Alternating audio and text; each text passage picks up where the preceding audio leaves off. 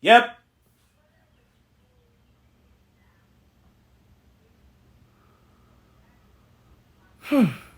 So the argument is that promiscuity should be okay for both genders as long as the stipulation is that they both protect themselves. And the following argument is nobody should be shamed for it unless you're doing it to ruin lives. I'm gonna split this up into two parts. The first part is it should be okay for both genders as long as they properly care for their bodies. But the act of promiscuity itself is literally not caring for your body. Male and female, by the way. While engaging with multiple sex partners, you are not refining those muscles that are necessary for long-term relationships.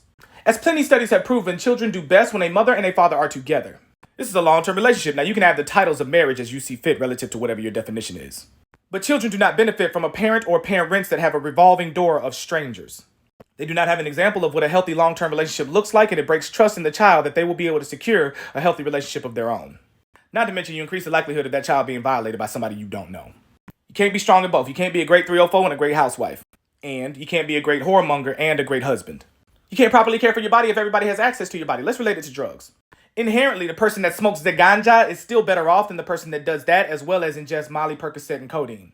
And the reason behind that is because you're inviting more foreign material into your body. People are no different. How about security? Women are biologically hardwired to desire provision and protection from men. And men are biologically hardwired to render said provision and protection to women that they want. As promiscuity does not rank high on the list of desirable traits of women to men, you're pretty much prompting men to protect and provide for nothing. This is why the endorsement of female sexual liberation has to be predicated on the promotion that all women deserve protection. Because if all women do, then it doesn't matter how they act sexually. Only problem is men ain't going for that shit. Oh sure, you'll have the simp and pandering men tell you that all women deserve protection and a man shouldn't have stipulations on when he yields said protection, but those men won't be there when it's actually time to need it.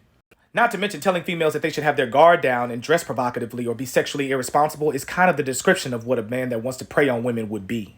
Aside from the feeling of not being controlled by anything, I can't see the benefits of promiscuity. And structure, boundaries, and laws do have adverse effects that are beneficial. In other words, a culture that expresses a distaste for female promiscuity is a culture full of men that are willing to protect women.